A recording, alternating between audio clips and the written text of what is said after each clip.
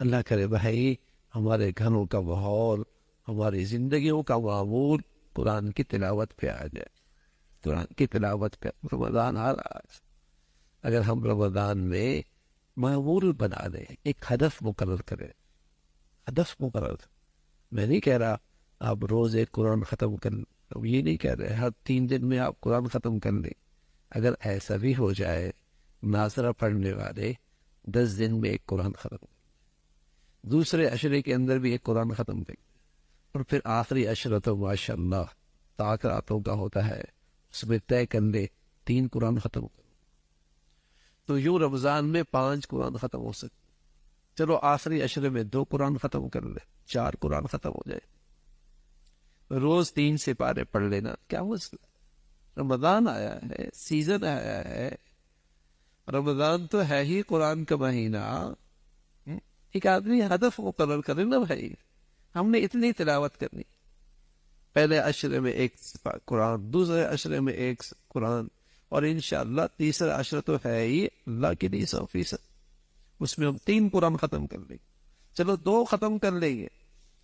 اگر رمضان میں تلاوت کا مزاج بن گیا تو انشاءاللہ امید ہے بقیہ 11 مہینوں کے اندر بھی معمول نصیب ہو جائے گا، بقیہ 11 مہینوں کے اندر بھی قرآن سے ایک مناسبت ہو جائے گی۔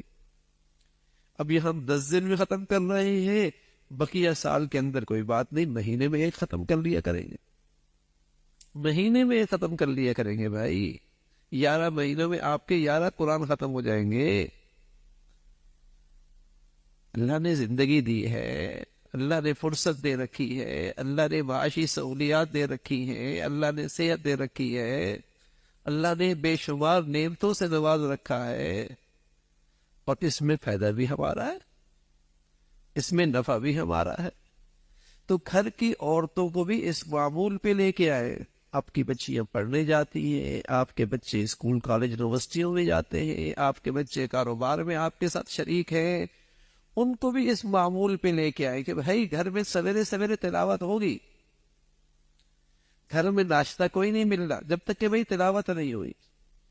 بھائی ہمارے گھر میں تو قرآن کی تلاوت سے دن کا آغاز ہوگا، بھائی روزانہ ہر ایک نے اتنی تلاوت کرنی ہوگی۔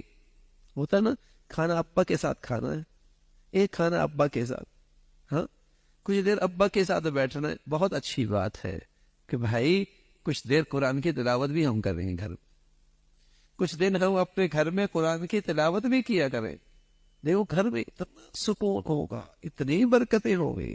اور یہ تو فطروں کا دور ہے، ہاں خاص طور پہ میڈیا، سوشل میڈیا، یہ بے دینی کے ہتھیار ہیں اس وقت۔ ان فتنوں سے حفاظت انہیں گھروں میں ممکن ہے جہاں قرآن کی تلاوت ہو، جن زندگیوں میں قرآن کی تلاوت ہو، ورنہ تو آپ کے بچے لگے ہوں گے ہر وقت موبائل، ورنہ تو گھر کی بوڑھی عورت بھی لگی ہوگی موبائلوں پہ، اس کے پاس بھی وقت نہیں ہوگا، موبائلوں پہ مصروف ہوگی۔ قرآن کی تلاوت سے مزاج جو نہیں، طبیعت جو نہیں ملتی، تو قرآن کی تلاوت کا معمول بنائے۔